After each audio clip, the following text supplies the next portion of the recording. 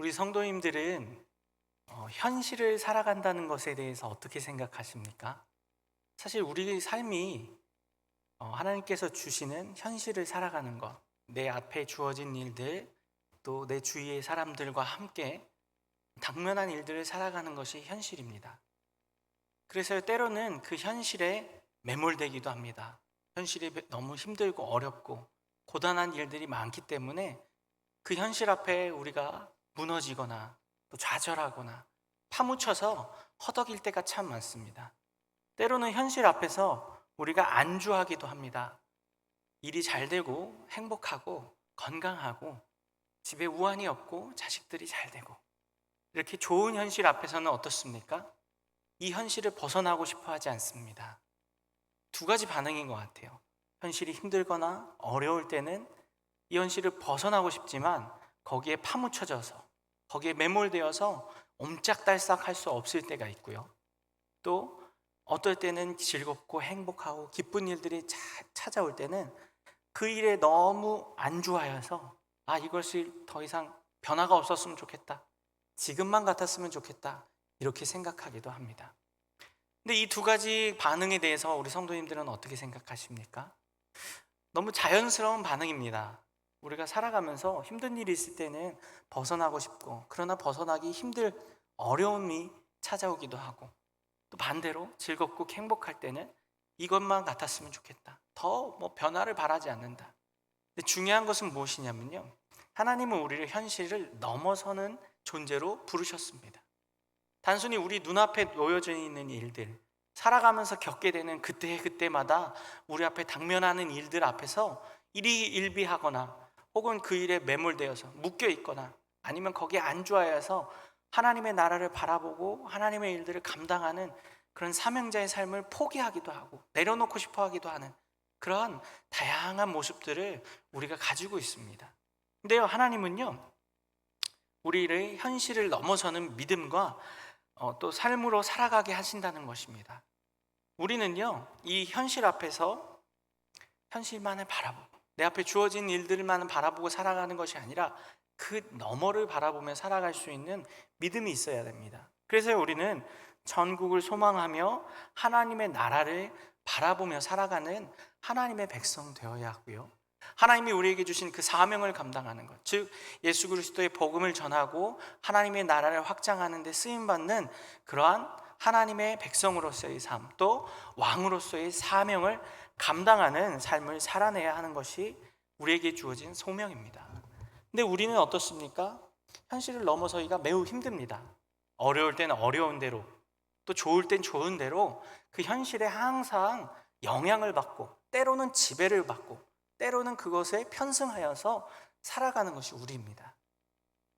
제가 말씀드린 것처럼요, 우리는요, 이러한 현실의 문제나 어려움을 넘어서는 믿음, 즉 이겨내는 믿음이 있어야 하고요, 또 하나님 앞에서 바로 세워져야 합니다. 그것이 바로 넘어선다라는 표현으로 오늘 제가 말씀의 제목을 잡았는데요, 하나님은요, 우리를 현실에서 넘어서게 합니다. 현실을 넘어선다는 건 어떤 것일까요? 넘어선다는 것의 사전적 의미를 제가 찾아봤더니요, 이런 의미가 있습니다. 높은 부분의 위를 넘어서 지나다. 두 번째는 경계가 되는 일정한 장소를 넘어 지나다. 또 세 번째는요, 일정한 기준이나 한계 따위를 넘어서서 벗어나는 것을 의미합니다. 즉 무엇입니까? 우리가 생각했던 그 의미입니다. 우리가 갖고 있는 한계라든지 또 그 일정 부분을 넘어서는 것, 또 장소적으로도요, 우리가 이 장소에서 그 매어 있는 장소에서 넘어서는 것, 또는 생각적으로 생각 안에서 기준이나 한계를 가지고 있는 우리의 생각을 넘어서는 것, 즉 우리를 깨트리고 우리의 밖으로 더 현실을 깨트리고 그 현실 너머로 넘어서는 것이 넘어선다의 정의입니다. 이것을 우리의 믿음에 적용해 본다면요, 우리의 신앙에 적용해 본다면요, 우리는 현실의 문제나 어려움을 이겨내는 믿음이 있어야 합니다. 두 번째는 장소적으로 육신에 매여 있습니다. 이 땅을 살아가고 있고요, 그러나 이 땅의 한계나 이 땅의 육신의 경계를 넘어서는 초월하는 소망을 가지고 천국을 소망하고 영원을 소망하는 소망을 가지고 살아가는 존재가 되어야 합니다. 또 세상의 기준과 한계, 세상이 정해놓은 삶의 방식들을 깨트리고 넘어서는 삶의 방식으로, 즉 예수님의 방식, 하나님의 방법으로 세상을 살아내는 것이 바로 우리 그리스도인들의 사명이고 우리가 감당해야 될 삶의 자세일 것입니다. 그래서요, 오늘은요, 과연 우리는 어떻게 우리의 현실을 넘어서고 우리의 한계를 넘어서고 이 육신의 장벽을 넘어서는 그런 믿음의 도약, 성숙, 성장을 가질 수 있는가에 대해서 좀 살펴보려고 합니다. 오늘도 역시나 사무엘서를 통해서 살펴볼 것인데요, 오늘 본문의 말씀을 간략하게 요약해서 설명을 드리면요, 다윗이 이제 그일라를 가게 됩니다. 근데 그 아둘람 굴에서 다윗을 따르던 환난받던 400명의 사람들을 그들을 품게 됩니다. 그리고 그들이 어떻게 합니까? 다윗을 우두머리로 삼습니다. 사실상 환난받는 자들의 왕으로 삼은 것이지요. 그렇게 왕이 된 다윗은요, 이 백성들을 거느리고 여러 곳을 도망 다니기도 하고 전전합니다. 사울의 추격을 피하는 가운데 있습니다. 근데 이러한 가운데 다윗도 분명히 자기 자신 몸 하나 건사하기도 힘들고 자기의 가족들, 아버지와 형제들, 그들을 건사하기도 힘든 상황 속에서도 그가 어떻게 합니까? 환난당한 자 400명을 품어내고 그들의 우두머리, 왕이 되어서 그들을 인솔합니다. 이끕니다. 그러던 가운데 이 다윗이요, 그일라의 소식을 듣게 됩니다. 그일라는 유다 땅에 있는 지역인데요, 이 땅에 블레셋인들이 쳐들어와서 그일라 백성들을 노력하고 그들을 핍박하고 환난 가운데 겪게 한다라는 소식을 듣게 됩니다. 이 소식을 들은 다윗은요, 그일라를 어떻게 해야 할까 기도합니다. 하나님께 묻고요, 그일라 백성들을 구원해야겠습니까? 이렇게 하나님께 묻자 하나님이 그일라 백성들을 도와주라, 구원시키라 라는 응답을 받게 됩니다. 그래서 자신을 따르던 그 400명의 무리에게, 자, 우리 그일라를 구하러 갑시다, 이렇게 했는데 어떻습니까? 지금 상황이요? 다윗이 도망자의 상황이죠. 사울이 호시탐탐 이스라엘 전 지역에 자신의 첩자들을 보내어서 다윗이 있는 곳을 알아내게 하려고 혈안이 되어 있는 상태입니다. 그래서 유대 땅에서 도망 다니고 있고 자신들이 어디에 숨어 있는지 사울에게 알려지지 않게 하기 위해서 안간힘을 쓰고 있는 상황인데, 이런 상황 속에서 지금 그일라를 구원하러 가면 그일라의 다윗과 그의 사람들이 왔다는 것을 누가 알게 되겠습니까? 당연히 사울이 알게 되겠죠. 그래서 다윗을 따르던 백성들은요, 무리들은 반대합니다. 그래서 다윗이 어떻게 합니까? 다시 한번 기도합니다. 백성들에게 분명히 나는 기도해야 했고 하나님의 응답을 받았으니까 가야 돼 라고 고집하거나 강요하지 않고요, 다시 한번 하나님께 묻습니다. 뜻을 묻습니다. 그리고 다시 한번 하나님이 어떻게 합니까? 대답하십니다. 가서 그들을 구원하여라. 그래서 그일라로 가서 그일라 백성들을 구원합니다. 블레셋으로부터의 구원, 또 그들이 노력당한 것들을 다시 되찾아오게 합니다. 그리고 난 다음에 놀라운 사실이 뭔지 아십니까? 우리가 읽진 않았는데요, 오늘 23장을 쭉 보게 되면 구원받은 그일라 백성들이 다윗을 누구에게 고발합니까? 사울에게 고발합니다. 참 황당하지 않나요? 아니, 자신들을 도와준 사람이 다윗인데, 이따가 보겠지만요, 그일라 땅을 구원해야 될 사람은 다윗이 아니라 누구예요? 당대의 왕이었던 사울입니다. 군사를 거느리고 있었고 또 왕으로서의 사명을 감당해야 됐던 것은 다윗이 아니라 누구예요? 사울이에요. 근데 사울은 그일라 땅의 사람들을 구하지 않았음에도 불구하고 사울에게 다윗을 고발합니다. 그래서 다윗이 어떻게 합니까? 기도하고 도망가야 될지 안 가야 될지를 하나님께 물어본 다음에 도망갑니다. 그리고 10광야에 이르렀는데 거기서도 어떻게 합니까? 10광야의 사람들, 10이라는 지역명입니다. 그곳에 있던 사람들도 어떻게 합니까? 다윗을 고발합니다. 아무래도 사울의 그 보복이 두려웠고 그 이전에 그 높당에서의 그 제사장들을 학살하였던 것이 아마 큰 영향을 주었던 것 같습니다. 그래서요, 그일라 사람들도 그렇고 10 사람들도 그렇고 다 어떻게 합니까? 다윗을 배반하고 다윗을 사울 왕에게 고발하는 상황 가운데 놓이게 됩니다. 그러던 가운데 요나단이 잠시 찾아와서 다윗을 격려합니다.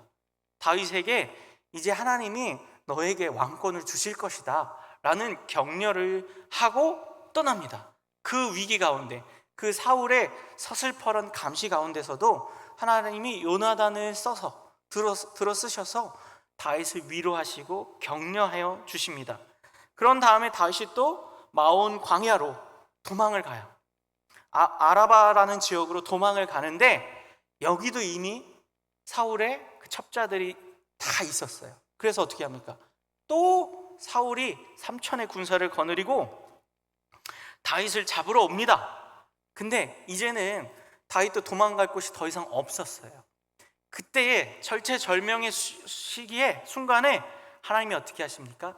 다른 지역에 블레셋이 공격해 들어오게 해서요, 사울이 어떻게 해요? 다윗을 잡으러 가는 것을 포기하고 다른 지역에서 있는 그 사건을 블레셋을 쫓으러, 블레셋을 상대하러 다시 돌아가게 만드십니다. 오늘 23장의 내용이 이렇습니다. 근데요, 오늘 23장의 내용을 보면요, 다윗이 배신도 당하고요, 또 다윗이 그들의 자신의 백성들, 또 그일라 사람들을 구원하기도 하고요, 도와주기도 하고요, 다양한 일들이 일어나게 됩니다. 근데 저는요, 그래서 오늘 23장의 본문을 사람들마다 조금씩 다른 각도에서 다른 곳에 초점을 두고, 다양한 곳에 초점을 두고 보기도 합니다. 근데 저는요, 오늘 이 23장을 전체를 보면서요, 이제 다윗이 현실의 문제를 조금씩 넘어서는 자가 되고 있다는 것을 발견하게 됩니다. 무슨 말일까요? 다윗이요, 지금 어떤 몸이라고요? 어떤 상태라고요? 쫓기는 상태예요. 사울왕에게 쫓기고, 또 다윗이 있는 곳을 사울왕의 첩자들이 혹은 그 지역의 백성들이 자신들의 안위를 위해서 사울이 또 자신들의 지역까지 높당처럼 학살을 할까봐 두려운 마음에 고발을 하는 그런 좋지 못한 상황, 항상 고발을 당하고 항상 감시를 당하는 상황, 또 그러한 현실 속에서 무엇이 있습니까? 400명의 백성들, 지난 시간에 말씀드렸죠? 장정만 400이에요. 그들이 거느리고 있는 식솔까지 다 하면 어떻게 됩니까? 더 넘습니다. 800명이 될 수도 있고 1000명이 될 수도 있고. 근데 오늘 본문을 보다 보면 600명으로 늘어납니다. 장정이 600명으로 늘어난다는 뜻이에요. 그럼 어떻습니까? 그가 돌봐야 하는 백성이 더 늘어나고 있는 상황이에요. 현실의 무게는 어떻습니까? 짐은 어떻습니까? 점점 커지는 상황이죠. 점점 늘어나는 상황이에요. 이러한 상황 속에서 다윗은 어떻게 합니까? 자신이 하지 않아도 될 일을 합니다. 그일라 땅의 사람들을 구원하는 일. 나와는 관계없는, 물론 관계는 있어요. 유다 땅이고 그 지역 백성들도 다 장차 다윗의 백성들이 되어야 할 사람들이고 사명을 감당하는 자라면 그냥 무시하고 지나갈 사람은 아닙니다. 그러나 당장 내 앞에 놓여있는 현실의 문제는 어떻습니까? 그들을 도와줄 만한 형편인가요? 그들을 도와주지 않는다고 해서 누가 손가락질을 할까요? 그리고 오히려 그들을 도와주어야 할 의무를 가진 사람은 누구예요? 사울이에요. 사울이 할 일을 다윗이 하고 있는 거예요, 사실은. 이런 상황을 볼 때에요, 다윗은 이제 그의 믿음이 현실을 넘어서는 단계로, 현실 너머에 계신 하나님의 일들을 바라보는 단계로 조금씩 성장하고 있습니다. 제가 지난 시간에 말씀드렸는데요, 다윗이 이 도망길을 크게 세 기수로 나눈다고 했어요. 처음 그의 집에서부터 도망 나와서 아둘람 굴에 이르기까지, 그곳에서 백성들을 만나기까지를 일기로 보고 어떻습니까? 영적으로 침체되어 있고 하나님의 뜻을 분별하지 못한 채 도망만 다니며 자신의 문제에만 집중하던 시기였습니다. 그러나 아둘람 굴에서 환난당한 자 400인을 품으면서 이제 어떻게 변화된다고 했죠? 그가 점점 성숙하고 성장하였습니다. 영적으로 하나님의 일들을 바라보고 하나님의 사람들을 바라볼 수 있는 상태가 되어가고 있었습니다. 오늘 그일라 땅을 구원할 때는요, 거기서 조금 더 성숙하고 성장한 모습을 보입니다. 무엇입니까? 내 코가 석자임에도 불구하고, 내가 짊어지고 있는 짐과 책임져야 할 사람들이 넘쳐남에도 불구하고, 그러나 그 현실의 문제에 안주하거나 매몰되거나 그것에 묶여 있는 것이 아니라 어떻습니까?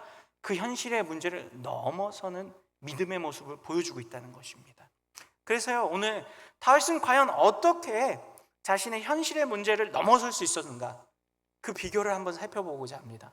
오늘 본문 2절에서 3절을 보면요, 그 첫 번째 비결이 나오는데요, 우리 한 목소리로 한번 읽어보겠습니다. 2절부터요. 시작. 이에 다윗이 여호와께 묻자와 이르되, 시리까 여호와께서 다윗에게 이르시되 가서 블레셋 사람들을 치고 그 일날을 구원하라 하시니. 네, 잠시만요. 첫 번째입니다. 다윗이 현실의 문제를 넘어설 수 있는 그 믿음의 근거는 첫 번째 무엇이었을까요? 기도하는 삶이었습니다.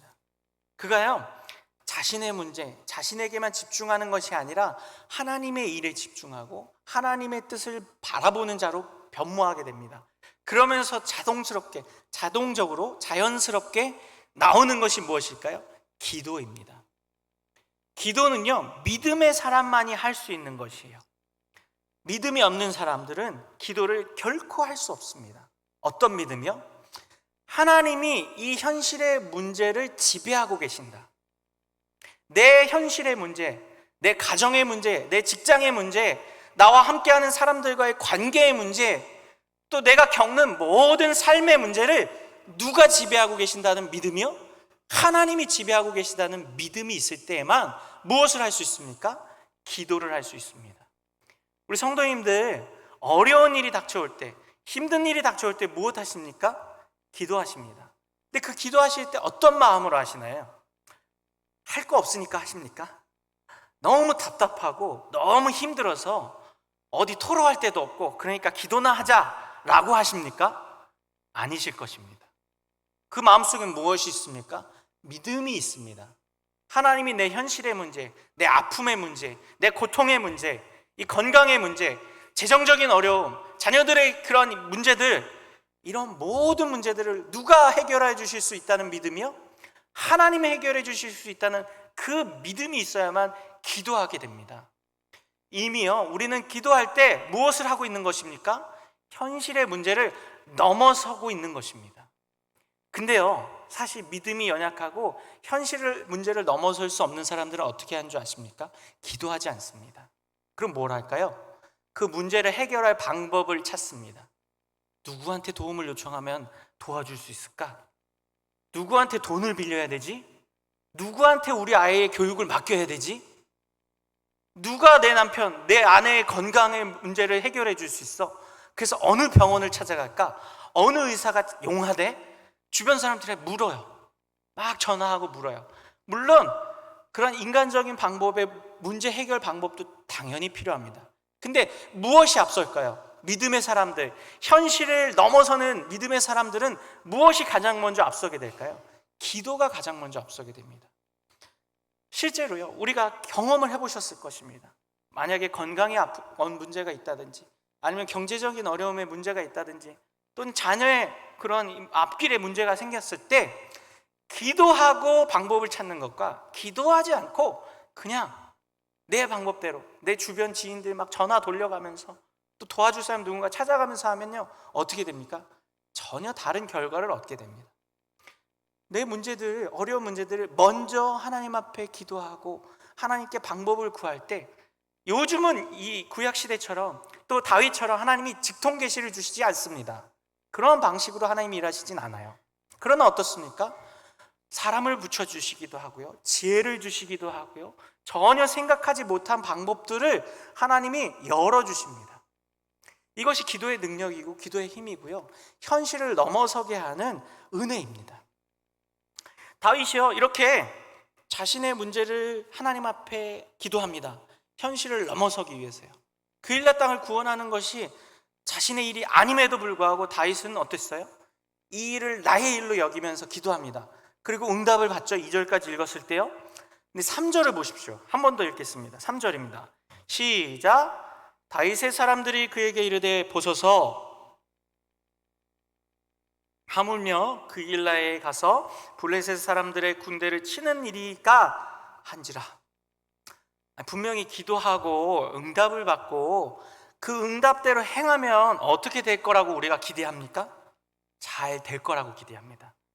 분명히 기도하였고 응답을 주셨으면 그 응답대로 행동하고 실행하면 어떻게 될 거라고 기대해요?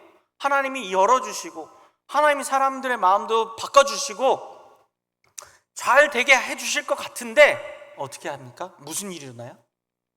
반대에 부닥쳐요. 놀랍지 않나요? 분명히 다윗이 기도하였는데 그리고 하나님이 응답해 주셨으면 그 자신을 따르는 백성들도, 그 400명의 환난당한 백성들도 다윗의 말에 수긍을 하고 그렇습니까? 당신이 기도하였군요. 그럼 그 당신을 믿고 또 하나님의 응답을 믿고 함께 갑시다, 이렇게 나와야 하는데 어떻게 하고 있어요? 아직 그 백성들은 무엇에 집중하고 있나요?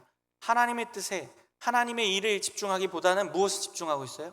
현실의 문제에 집중하고 있어요. 그래서 뭐라고 얘기하는가요? 이 백성들이 하는 얘기가 뭐냐면요, 우리가 이 넓은 유다 땅에 있어도, 조금 이렇게 개방되어 있고 사울이 찾기 힘든 유다 땅에 있어도 사울이 우리를 금방 찾아내는데, 그리고 언제 들킬지 모르고 언제 위험에 딱 닥칠지 모르는데 그일라는 성이거든요. 나중에 이제 후에 보면 알겠지만 사울이 다윗이 그일라에 들어갔다라고 했을 때 좋아한 이유가 뭐냐면요, 그가 이제 그일라 성 안으로 들어갔기 때문에 군사들을 이끌고 그일라 성을 포위하면 다윗을 잡았다. 광야나 넓은 곳에 있을 때는 맨날 잡으러 가면 이리 도망가고 저리 도망가고 사방이 뚫려 있으니까 도망갔거든요. 그래서 못 잡았는데 그일라 성으로 가면 어떻게 됩니까? 성 안에 들어가 있고 성문만 잘 지키고 그 성을 포위하면 도관에 든 쥐니까 잡을 수 있다, 이렇게 생각한 거예요. 그러니까 이 다윗을 따르는 사람들도 어떤 생각이에요? 똑같은 생각이에요. 현실의 문제, 현실 벽은 너무 높아요. 다윗, 당신이 그렇게 믿음으로 나아가는 건 좋은데 현실은 그렇게 녹록지 않습니다, 이렇게 이야기하고 있는 거예요.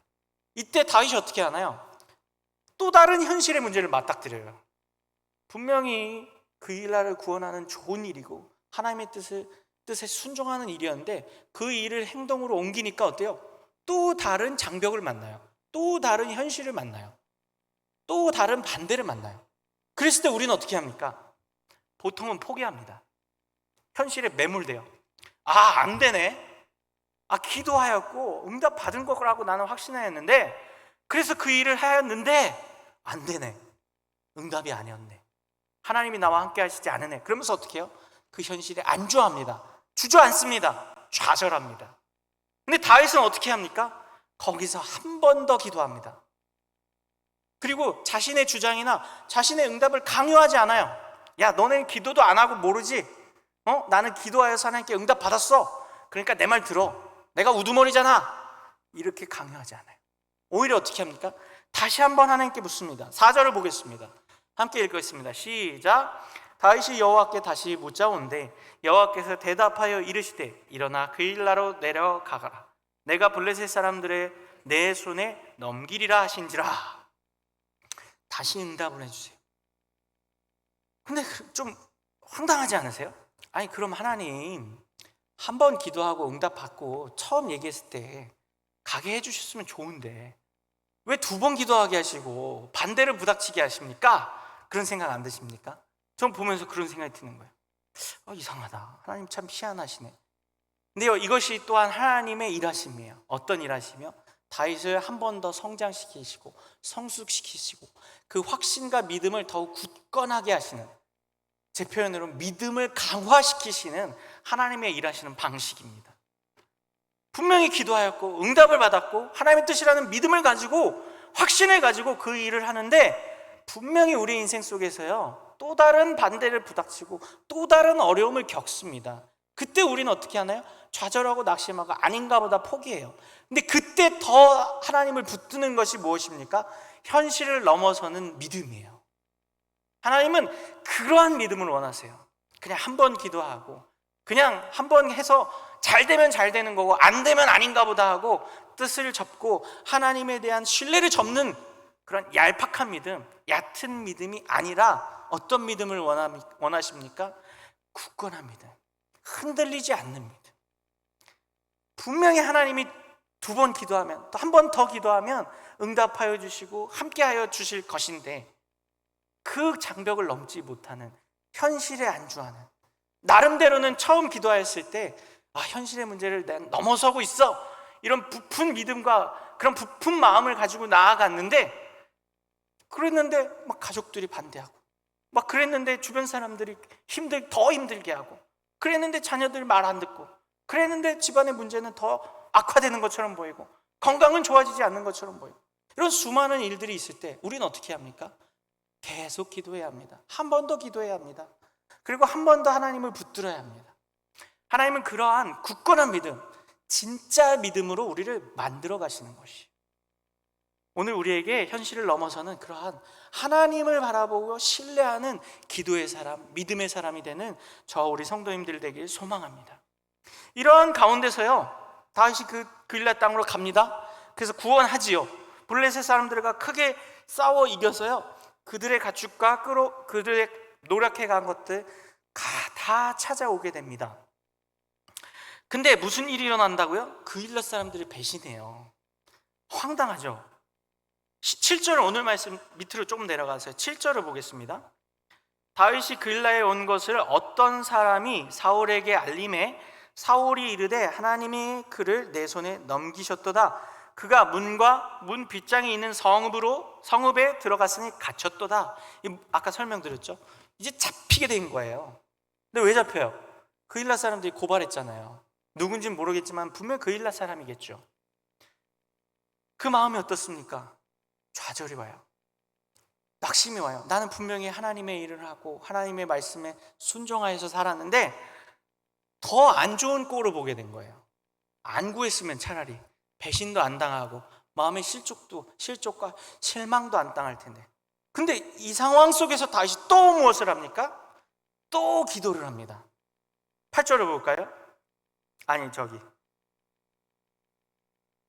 9절을 보겠습니다. 다윗은 사울이 자기를 해하려 하는 음모를 알고 제사장 아비아달에게 이르되 에봇을 이리로 가져오라 하고, 다윗이 이르되 이스라엘 하나님 여호와여, 사울이 나 때문에 이 성읍을 멸하려고 그일라로 내려오기를 꾀한다 함을 주의 종이 분명히 들었나이다. 그일라 사람들이 나를 그의 손에 넘기겠나이까? 주의 종이 들은 대로 사울이 내려오겠나이까? 이스라엘의 하나님 여호와여, 원하건대 주의 종에게 일러 주옵소서 하니 여호와께서 이르시되 그가 내려오리라 하신지라. 다시 뭐합니까? 세 번째 기도합니다. 이번엔 누가 배신했어요? 그일라 사람들이 배신했어요. 내가 도와준 사람인데 그 사람이 나를 배신했어요. 그때 다윗이 어떻게 해요? 참 사람은 믿을 게 못돼. 머리 검은 짐승은 거두는 게 아니라 그랬어. 우리 어른들 많이 쓰시죠? 그런 말을 하나요? 내가 도와줬더니, 내가 진짜 나도 내 코가 석자고 내 짐도 무거운데 내가 그일라 백성들을 도와줬는데 이 그일라 사람들이 나를 버렸네. 정말 절레절레. 그러면서 사람에 대한 오만 정이 다 뚝 떨어지고 더 이상은 내가 내 일 아닌 일에 참견 안 하리라, 이런 말을 하나요? 아닙니다. 하나님께 다시 한번 구해요. 자신의 앞길을, 나아갈 길을. 당연히 다윗도 상처를 입었을 것입니다. 당연히 다윗도 이 일을 겪으면서 마음에 억울함이 있을 것이고 원통함이 있을 것이고 그 배신과 배반감에 몸서리쳤을 것입니다. 그럼에도 불구하고 어떻게 합니까? 이 진의를 정말 사울이 올 것인지, 정말 그일라 백성들이 나를 배반한 것인지 하나님께 물어봅니다. 근데 거기 안에서도 누굴 걱정해요? 그일라 백성을 걱정해요. 뭐라고 하면서요? 이 성읍을 멸하려고 그일라로 내려오기를 꾀한다고 했는데 그일라 백성들 다 죽으면 어떡합니까, 하나님? 올까요, 안 올까요? 이걸 묻고 있는 거예요.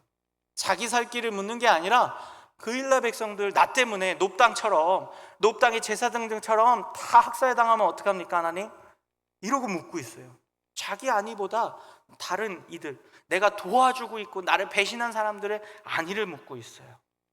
그리고 또 물어봐요. 12절에 다윗이 이르되 그일라 사람들이 나와 내 사람들을 사울의 손에 넘기겠나이까 하니 여호와께서 이르시되 그들이 너를 넘기리라. 하나님이 다윗에게 절망적인 말을 해주세요. 내가 도와줬는데, 내가 열심히 했는데 여기서 좋은 열매를 얻을 수 있습니까? 아니, 너에게 좋은 결과가 없을 것이다.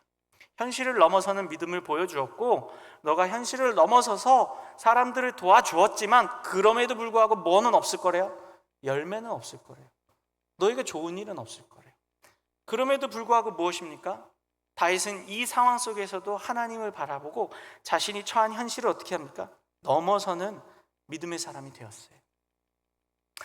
우리가요 진짜 현실을 넘어서는 믿음의 사람이라고 했을 때는요, 이러한 온갖 상처와 아픔과 배신과 수모를 겪으면서도 누구를 놓지 않는 것입니까? 하나님을 놓지 않는 것이.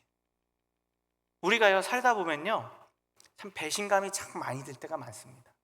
참 사람에 대한 그 아픔을, 그 배신과 그 상처를 받을 때는 다 누구에게 받습니까? 사람에게 받아요. 특별히 누구한테 받아요? 내게 가까운 사람, 내가 정말 사랑을 쏟고 정말 모든 걸 다 부어줬던 사람이 어떻게 합니까? 나를 배신합니다. 그게 우리의 현실의 문제들이에요. 내 눈앞에서 일어나는 일들이에요. 분명히 친구에게 보증을 서주거나 친구를 도와줬는데 그 친구가 어떻게 해요? 사기를 치고 등쳐먹고 도망가요. 분명히 내 자녀를 위해서 나는 헌신을 하였는데 내 자녀가 다 성장하고 나서 부모인 나에게 뭐라고 얘기합니까? 부모님 나에게 해준 게 뭐가 있어요? 이런 한마디 들으면 어떻습니까? 내 평생이 부정당하는 것 같습니다. 아니 나는 정말 내 자녀를 위해서 뼈가 부스러지도록 일하고 키웠는데 정작 아무것도 해준 게 없대. 그때 우리는 어떻습니까? 현실에 매몰됩니다. 좌절해요. 더 이상 현실을 넘어서고 하나님을 바라보고 사람들을 위로하거나 사람들을 위해서 살아갈 의욕이 사라지게 됩니다. 다윗도 아마 그러한 상황에 놓였을지도 모르겠습니다. 그때 어떻습니까? 그 좌절, 그 낙심, 그 상처, 이 상처를 받았을 때 하나님이 놀라운 일을 하십니다. 그것이 무엇이냐? 하나님이 다윗을 격려하십니다. 현실을 넘어서는 또 다른 방법, 두 번째는요, 하나님의 격려를 받으라는 것입니다. 하나님은 우리를 말씀으로 격려하시고 하나님의 사람을 보내셔서 격려하시고 하나님의 특별한 방법을 통해서 상처받은 마음, 현실에 매몰되거나 현실로 인해서 낙심하고 낙담한 우리의 마음을 어떻게 하십니까? 위로해 주십니다. 오늘 14절을 볼까요? 14절부터 18절의 말씀인데요, 14절부터 보겠습니다. 함께 읽어보겠습니다. 시작. 다윗이 광야의 요새에 있었고 머물렀으므로 사울이 매일 찾되 하나님이 그를 그의 손에 넘기지 아니하시니라. 다윗이 사울이 자기의 생명을 빼앗으려고 나온 것을 보았으므로 그가 십 광야 수풀에 있었더니 사울의 아들 요나단이 일어나 수풀에 들어가서 다윗에게 이르러 그에게 하나님을 힘있게 의지하게 하였는데 곧 요나단이 그에게 이르기를 두려워하지 말라. 내 아버지 사울의 손이 내게 미치지 못할 것이요 너는 이스라엘 왕이 되고 나는 내 다음이 될 것을 내 아버지 사울도 안다 하니라. 두 사람이 여호와 앞에서 언약하고 다윗은 수풀에 머물고 요나단은 자기 집으로 돌아가니라. 뜬금없이 요나단이 나타납니다. 저는 이 다윗과 요나단의 모습을 보면서 참 신기한 게 뭐냐면 사울은 그렇게 다윗을 찾아 헤매는데 못 찾거든요. 요나단은 신기하게 다윗을 잘 찾아내요. 어떻게 그렇게 잘 찾아낼까요? 그리고 또 환난당한 사람들은 또 그 400명이나 되는 사람이 어떻게 이렇게 요나단을 잘 찾아낼까요? 사실은 이게요 하나님의 인도하심이에요. 사울의 눈은 하나님이 가리시는 거예요. 사울은 다윗을 찾을 수 없게 만들어요. 그러나 누군 찾습니까? 요나단은 다윗을 찾아요. 환난당한 400명은 다윗을 찾아요. 다윗의 가족들은 다윗을 금방 찾아요. 놀랍지 않으세요? 저는 계속 20장, 21장, 23장, 24장 계속 보면서 놀라운 게 아니 사울은 그렇게 찾아다니는데 못 찾는데 어떻게 다른 사람들은 다 찾는겨? 이런 마음이 들더라고요. 근데 그 비밀을 발견한 게 바로 그거예요. 하나님이 찾게 하시는 거예요. 하나님이 가려주시는 거예요. 오늘 본문에 뭐라고 하셨습니까? 14절에요. 하나님이 그를 그의 손에 넘기지 아니하시니라. 명확하게 말씀하세요. 하나님이 다윗을 보호하시는 거예요. 하나님이 다윗을 그들의 악한 자들의 손에 끝까지 내버려 두지 않으세요. 죽게 하지 않으세요. 그리고 또 누굴 보내십니까? 요나단을 보내서 무엇을 하십니까? 격려해 주세요. 다윗이 그일라에서 배반당하고 그일라 백성들의 그를 고발한 것을 아까 말씀드렸죠. 상처 너무 받았을 거예요. 그리고 신뢰도 땅에 떨어졌을 것입니다. 자기를 따르던 그 400명의 백성들 분명히 반대했잖아요. 그럼에도 불구하고 가서 그일라를 도와줬으면 그일라에서 최소한 그일라 백성들만이라도 다윗을 추대하고 고맙다 하고 다윗을 왕 삼는 게 상식이잖아요. 그게 아니라 정반대예요. 고발해요. 그러면 다윗을 따르던 400명의 사람들은 뭘 하게 될까요? 다윗 괜한 짓 하네. 괜한 짓 해갖고 이렇게 배반당하고 우리가 다윗을 따라도 돼? 안 돼?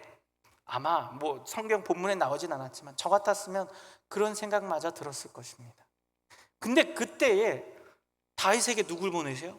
뜬금없이 요나단을 보내세요. 그래서 어떻게 합니까? 격려하세요. 힘을 주세요. 네가 왕이 될 거야. 이게 누가 한 얘기예요? 요나단이 한 얘기잖아요. 근데 요나단이 사울 다음 왕이에요. 그죠? 사울 다음에 왕이 될 사람이 누구예요? 요나단이에요. 근데 그 요나단이 뭐라 그래요? 네가 왕이 될 거야. 내가 아니라 너가 먼저 왕이 되고 그 다음에 누가 된대요? 내가 될 거야. 자기 자리를 양보하고 있어요. 사람이 할 수 있는 일이 아닙니다. 사람이 자기의 왕권을 양보한다고요? 우리 식당에서 줄 서 있는데 앞자리도 양보 못하는 게 우리입니다. 아닌가요? 저만 그러나요? 식당에서 이렇게 줄 서 있는데 내 앞에 누가 끼어든다고 생각해봐요. 어디 맛집이나 우리 교회에서 이렇게 줄 서서 밥 먹으려고. 근데 교회에서는 사실 뭐 양보할 수 있죠. 근데 어디 맛집 가서 한 1시간 기다리다가 이제 들어갈라 치는데 누가 갑자기 내 앞에 쏙 끼어든다고 생각해 보십시오. 마음이 어때요? 큰 사고 납니다. 경찰 불러야 돼요. 어떤 일이 일어날지 아무도 몰라요. 아니 나 1시간 기다려서 맛집에 들어가려고 1시간을 기다렸는데 갑자기 어떤 놈이 와갖고. 지금 똑같은 상황이에요. 사실 더한 상황이죠. 요나단이는. 근데 요나단이 그런 고백을 하고 있는, 내 앞자리 양보해 줄게. 들어가. 어떻게 그럴 수 있나요? 다 하나님이 이들의 마음을 주장하시는 거예요. 역사해 주시는 거예요. 당장은 아니에요, 사실. 근데 이 일이 있고 나서도 수많은 일들이 더 일어납니다. 다윗이 왕이 되기까지 아직도 수년의 세월이 더 남아 있어요. 그러나 그 마음속에 무엇을 주세요? 확신을 주세요. 현실을 넘어설 수 있는 격려를 주세요. 하나님은요, 오늘도 우리에게 똑같은 격려를 주십니다. 무엇을 통해서요? 말씀을 통해서요. 기도함의 응답을 통해서요. 때로는 주위 우리 믿음의 사람들의 말을 통해서요. 위로를 통해서요.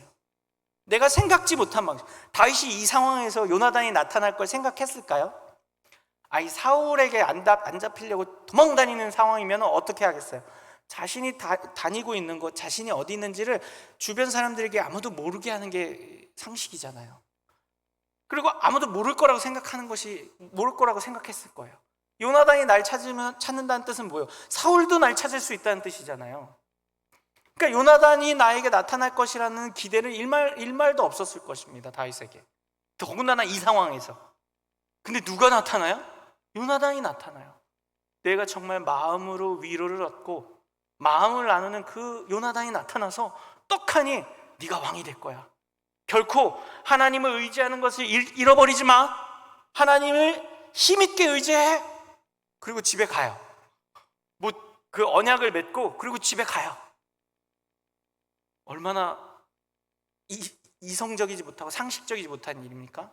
그러나 하나님이 하시는 일이기에 가능한 거예요. 오늘 저와 우리 성도님들에게도 동일하게 일하십니다. 현실을 넘어서려고 하는데 내 앞에 놓여있는 문제나 어려움들을 초월하고 싶은데 계속 문제가 다가와요. 계속 내 뜻대로 안 돼요. 계속 날 배반하고 계속 장벽이 생기는데 그때 어떻게 하십니까? 정말 쓰러질 것 같을 때 하나님이 말씀으로 위로를 주세요. 아니야, 넌 하나님이 함께 하셔. 저 우리 성도님들 하나님이 함께 하심을 믿으십니까? 오늘 말씀하시는 거예요. 오늘도 너와 함께 한다. 오늘도 너에게 힘을 줄 것이다. 너는 결국 승리하게 될 것이고 너는 결국 하나님의 사람이 될 것이다 라는 위로와 격려를 주십니다. 그 위로와 격려를 받을 때 어떻게 될까요? 현실을 넘어서는 믿음의 눈이 다시 생겨납니다. 제가요, 강도사고시 2번 떨어졌을 때 정말 힘들고 사역을 내려놔야 된다고 생각하고 있을 때 뜻하지 않게 누가 위로해 줬는지 아십니까? 제가 사역하던 섬기던 교회 담임 목사님이에요. 담임 목사님이 제가 한번 지난번에도 얘기했는데, 떨어졌는데 그 첫 번째 떨어졌을 때 굉장히 그 충격적인 그 떨어짐이 있었거든요. 제가 얘기했는지 모르겠는데 제가 이단으로 오해를 받았어요. 주석을 잘못해갖고 잘못 인용을 해서 그 시험관 분들이 당신 이거 이단에서 얘기하는 건데 어디서 인용했습니까? 이렇게까지 이야기를 했었거든요. 그만큼 제가 무능했어요. 무지하고요. 그걸 담임 목사님이 다 아세요. 그럼 일반적인 담임 목사님들은 어떻게 합니까? 책망하십니다.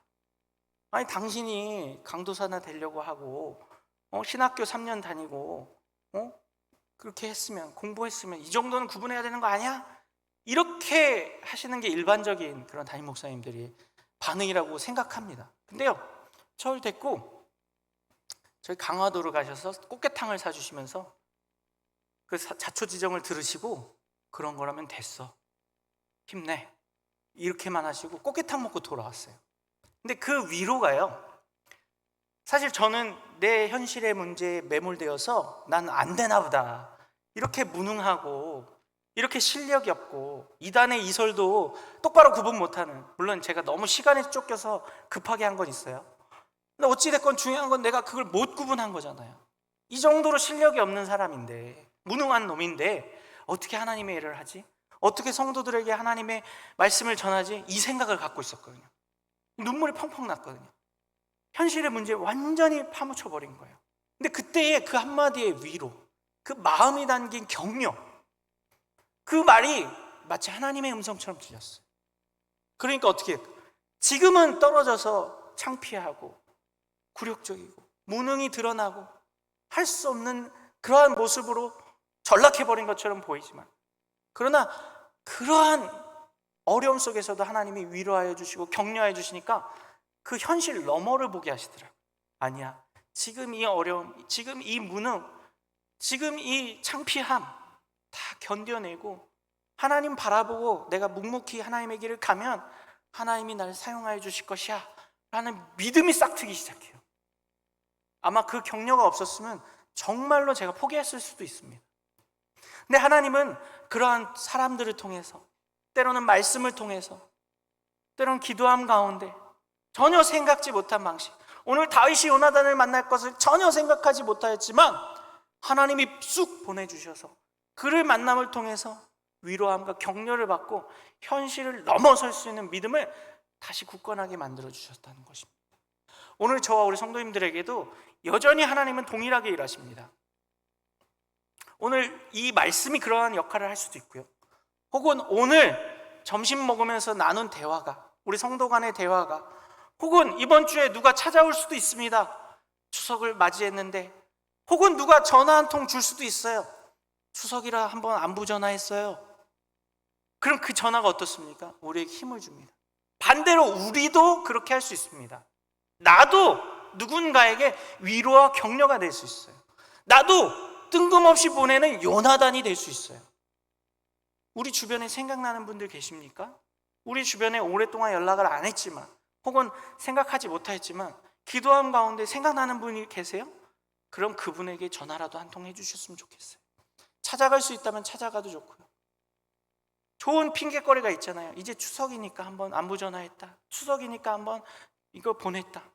저도 이번 주에요, 전에 섬기던 교회 성도들을 만났고, 전에 섬기던 교회에서 한 우리 선생님이 복숭아를 보내주셨어요. 근데 제가 우리 하늘교회로 오고 9개월 동안, 거의 8개월 반 동안 제가 먼저 연락을 못 드렸어요. 원래 이렇게 사역지 나오면 한동안은 연락 안 드리는 게 예의거든요. 그래서 있었는데 갑자기 연락이 오고 이번 주에 또 찾아오셨어요. 몇몇 분들이. 너무 위로가 되고 너무 큰 힘이 되는 거예요. 물론 제가 뭐 낙심해 있거나 낙담해 있지는 않았습니다. 다윗처럼 막 좌절한 상황은 아니었어요. 그럼에도 불구하고 누군가가 날 기억해 주고 선물도 보내주고 위로하러 와주시고 같이 식사 나누고, 이러한 시간들을 통해서 어떻게 합니까? 현실이 녹록지 않고 힘들고 버겁다 할지라도 그것을 넘어설 수 있는 힘을 얻게 돼요. 그리고 그 힘은 누가 주시는 거예요? 하나님이 주시는 거예요. 사람이 찾아왔지만 그 사람이 준 것이 아니에요. 그 사람이 날 왜 기억해요? 그 전교회 성도들이 저를 왜 기억해요? 하나님이 기억나게 해주신 거예요. 하나님이 그들의 마음을 감동을 주셔서 저에게 연락하게 하고 보게 하신 거예요. 우리 성도님들의 삶 속에서 동일한 일들이 얼마든지 일어날 수 있습니다. 그리고 내가 그런 도구로 쓰임 받을 수도 있습니다. 그럴 때 어때요? 나도 현실을 넘어서는 그런 은혜를 입지만 누군가에게 현실을 넘어설 수 있는, 현실의 어려움이나 문제들을 넘어설 수 있게 하는 힘을 또한 줄 수 있는 것입니다. 오늘 다윗의 이 말씀을 통해서, 오늘 이 사건을 통해서요, 우리가 그것을 기억했으면 좋겠어요. 한 가지 더 있는데요, 오늘 짧게 마치겠습니다. 요즘 제가 오후 예배 너무 길다고 우리 성도님들이 많이 힘들어하시고 그러셔서 한 대지 더 있는데 한 대지는 다음 주에 하겠습니다. 너무 좋아하시네.